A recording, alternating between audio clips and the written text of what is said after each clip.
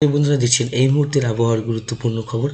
আজ 15ই নভেম্বর শুক্রবার চলে আসছি আজকের আবহাওয়ার গুরুত্বপূর্ণ খবর নিয়ে। তো সুপ্রিয় বন্ধুরা, আজকে আমাদের ভারতবর্ষের আবহাওয়া কেমন থাকবে, পশ্চিমবঙ্গের আবহাওয়া কেমন থাকবে, বাংলাদেশের আবহাওয়া কেমন থাকবে, আসাম ত্রিপুরা সমগ্র রাজ্যের আবহাওয়ার আপডেট কেমন থাকবে, সব কিছুই থাকবে আমার এই প্রতিবেদনে। অবশ্যই আপনারা চ্যানেলটিকে সাবস্ক্রাইব করে ভিডিওটাকে সম্পূর্ণ দেখার চেষ্টা করবেন। প্রতিনিয়ত সঠিক আপডেট পাওয়ার জন্য অবশ্যই আমাদের এই চ্যানেলটিকে সাবস্ক্রাইব করে রাখবেন। তো সুপ্রিয় বন্ধুরা, একটি মহাজাগতিক বিরল ঘটনা ঘটতে চলেছে প্রশান্ত মহাসাগরে বা দক্ষিণ চীন সাগরে। একসাথে 3-4টি ঘূর্ণিঝড় একই লাইনে আছড়ে পড়বে কিন্তু তাইওয়ানে। বুঝতেই পারছেন, 250 কিলোমিটার গতিবেগে আছড়ে পড়ছে বিভিন্ন ঘূর্ণিঝড়গুলি। এই চারটি ঘূর্ণিঝড় একই দিকে যাবে, কোনোটি হংকংয়ে, কোনটি তাইওয়ানে, কোনটি কিন্তু ইভাদাতে। সমস্ত অঞ্চলে কিন্তু প্রচণ্ডভাবে ঘূর্ণিঝড়ের এফেক্ট লক্ষ্য করতে পারবো আমরা। আর একসাথে একই সময় এতগুলি ঘূর্ণিঝড় কিন্তু হয় না। এটার যে মূল কারণ আমরা লক্ষ্য করতে পারছি সেটা হচ্ছে প্রশান্ত মহাসাগরে তাপমাত্রা বেড়ে যাওয়া। জলের তাপমাত্রা যত বাড়বে তত কিন্তু ঘূর্ণিঝড় তৈরি হবে, এটাই একটি কারণ, তাছাড়া অন্য কোনো কারণ নেই। আমি আবারও বলছি, প্রশান্ত মহাসাগরের তাপমাত্রা বেড়ে গেছে, এর প্রভাবে কিন্তু ঘূর্ণিঝড়গুলি বারে তৈরি হবে। বারে দক্ষিণ চীন সাগরে আসবে ঘূর্ণিঝড়। এই ঘূর্ণিঝড়ের প্রভাবে বিপর্যস্ত হবে হংকং, বিপর্যস্ত হবে ভিয়েতনাম, বিপর্যস্ত হবে তাইওয়ান, বিপর্যস্ত হবে জাপান। এই সমস্ত অঞ্চলে কিন্তু প্রবল কিন্তু ঘূর্ণিঝড়গুলি আসবে। সেখানে ঘূর্ণিঝড় বা টাইফুন বা সেখানে কিন্তু সাইক্লোনভাবেও কিন্তু উচ্চারণ করা হয়। বুঝতে পারছেন, 4টি ঘূর্ণিঝড় আসছে একসাথে, সেখানে কিন্তু ধ্বংস প্রলয় চলবে, যেটার গতিবেগ 250 কিলোমিটার ঘন্টায়। তো সুপ্রিয় বন্ধুরা, এর প্রভাবে আমাদের পশ্চিমবঙ্গে কি কোনো এফেক্ট পড়বে? তো বন্ধুরা, আমি বলে রাখি, পশ্চিমবঙ্গে কোনো এফেক্ট পড়বে না। পশ্চিমবঙ্গে বৃষ্টিপাতের সেই সম্ভাবনা তৈরি হয়েছিল, সেই সম্ভাবনা কিন্তু এখন না বললেই চলে। আমি বৃষ্টিপাতের অনুমানিক একটা ট্র্যাক আপনাদেরকে দেখিয়ে দিচ্ছি, সেখান থেকে আমরা আবহাওয়ার বিস্তারিত জানতে পারবো। দেখুন, এদিকে আমরা দেখতে পাচ্ছি দক্ষিণ চীন সাগর থেকে শুরু করে আমাদের বঙ্গোপসাগরে কিন্তু মেঘ সেভাবে প্রবেশ করছে না।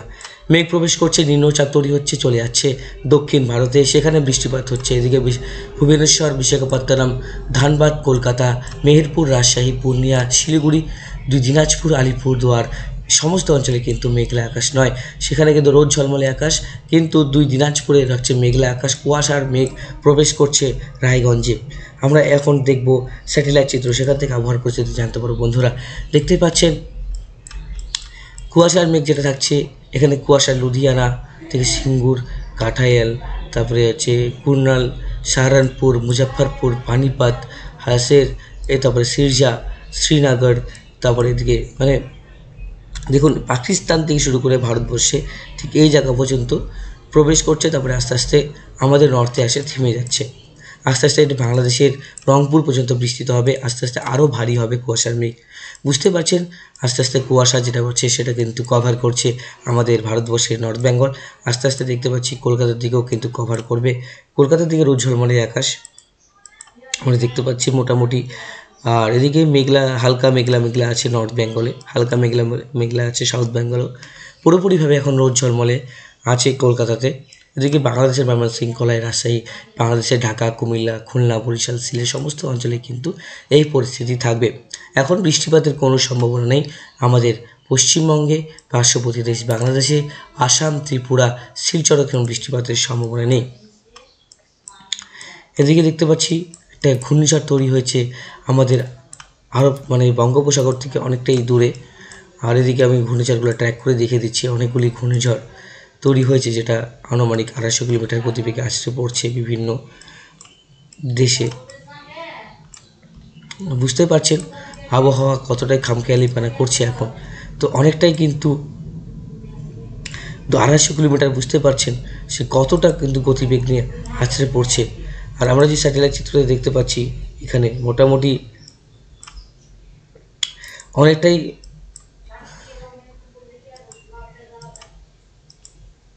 যেটা গতিবেগ সব থেকে বেশি, প্রায় 249 কিলোমিটার ঘন্টায়।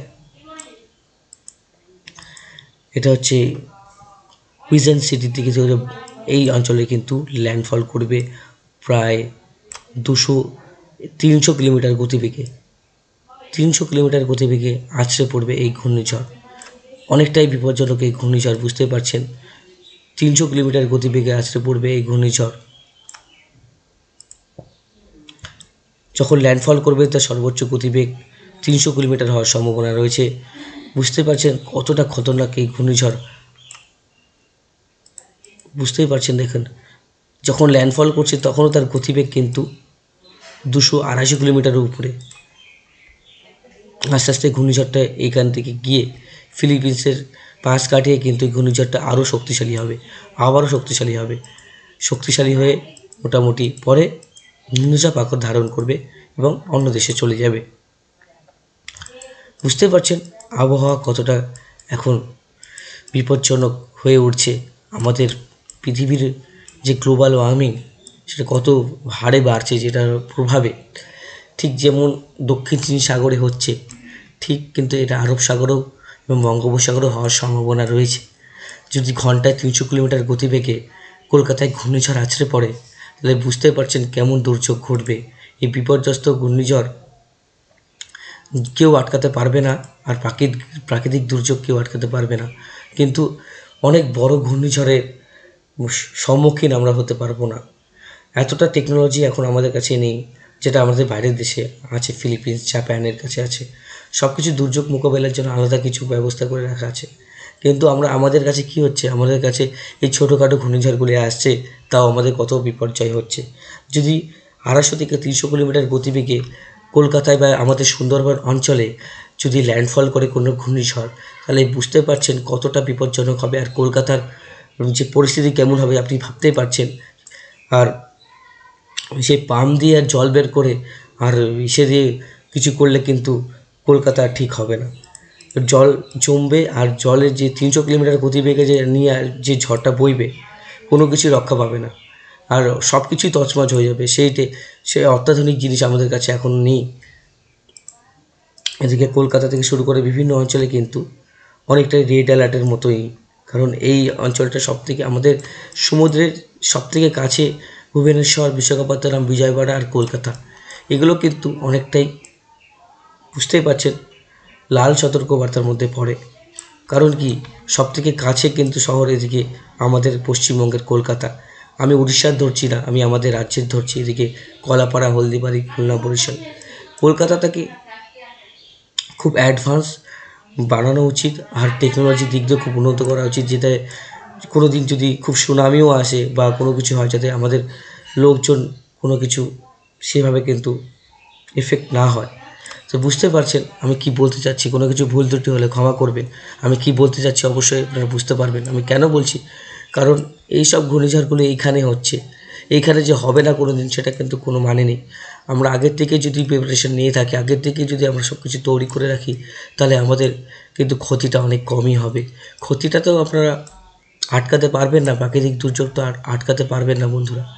কিছুটা হলেও আটকানো যায়, সেটা কিন্তু আমাদের হাতেই রয়েছে। তো অবশ্যই আপনারা কিন্তু অবশ্যই সেই দিকটা লক্ষ্য রাখবেন, যাতে গ্লোবাল ওয়ার্মিং না হয়, সেরকম দূষণ যাতে না হয়, তাহলে আপনারা অবশ্যই সেই দিকটার দিকে ধ্যান রাখবেন বন্ধুরা।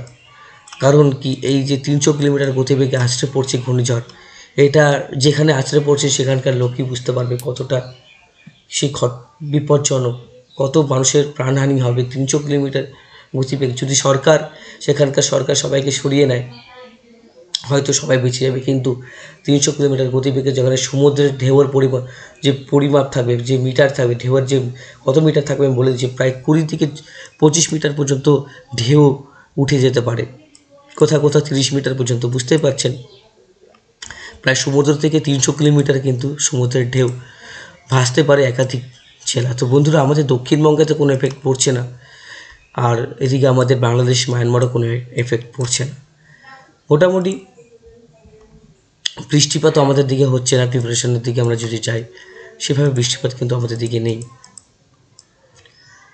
যা হচ্ছে সাউথ বেঙ্গলে হবে, দক্ষিণ ভারতে হবে, আর এদিকে কলকাতা, ঢাকা এসবে কিন্তু কোনো বৃষ্টিপাতের সম্ভাবনা নেই বন্ধুরা। আর আমরা যদি একটু কুয়াশার দিকে ট্র্যাক করি, কেমন কুয়াশা থাকতে পারে একটু দেখে নিই, প্রতিদিন দেখি, আজকেও দেখে দিই। মোটামুটি 15 তারিখ, 16 তারিখ, 17 তারিখ নর্থের দিকেই কুয়াশা থাকবে, তাছাড়া কুয়াশা কিন্তু কোথাও পড়ছে না। টেম্পারেচারে কোনো পরিবর্তন বন্ধুরা, এদিকে বিহারে কিন্তু ঠান্ডা পড়ে যাচ্ছে আস্তে আস্তে, পাটনার দিকে পর্যন্ত ঠান্ডা চলে এসছে, আস্তে আস্তে আমাদের দক্ষিণবঙ্গে প্রবেশ করবে। মোটামুটি 17 তারিখেও দেখতে পাচ্ছি, 18 তারিখেও দেখতে পাচ্ছি, 18 তারিখে আমরা দেখতে পাচ্ছি মোটামুটি 18 ডিগ্রি 16 ডিগ্রি সেলসিয়াসের কাছাকাছি চলে আসবে। একটু দূরে নিয়ে যাই, 21 তারিখ পর্যন্ত দেখি, এই জায়গাটায় ঠান্ডা চলে আসছে মোটামুটি। পাটনা, ধানবাদ, বাঁকুড়া, পুরুলিয়া, তারপরে এই সময় যে ময়ূরী, দুর্গাপুর পর্যন্ত চলে আসছে ঠান্ডা। তারপরে আমরা 21 তারিখে যদি দেখি, 21 তারিখে পুরোপুরিভাবে ঠান্ডা পড়ে যাচ্ছে। 21 তারিখ নাগাদ সর্বনিম্ন তাপমাত্রা যেটা থাকবে, দক্ষিণবঙ্গে সর্বনিম্ন তাপমাত্রা থাকবে 18, আর উত্তরবঙ্গে থাকবে হচ্ছে 17 বা 16।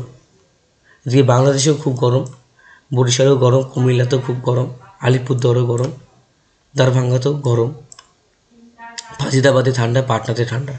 তো বন্ধুরা বেশি কিছু আপডেট আর বললাম না, পুরোপুরি ঠান্ডা আসতে এই মাসটা লেগে যাবে, পুরোপুরি ঠান্ডা প্রকোপ পড়তে এই মাসটা সম্পূর্ণ লাগবে। 15 তারিখ থেকে না, আজকের থেকে কিন্তু আবহাওয়ার অনেকটাই পরিবর্তন হচ্ছে বন্ধুরা। আজকের থেকে পুরোপুরিভাবে ঠান্ডা পড়ে যাবে, আমাদের দক্ষিণবঙ্গে আস্তে আস্তে আমাদের দক্ষিণবঙ্গে প্রবেশ করবে। তো বন্ধুরা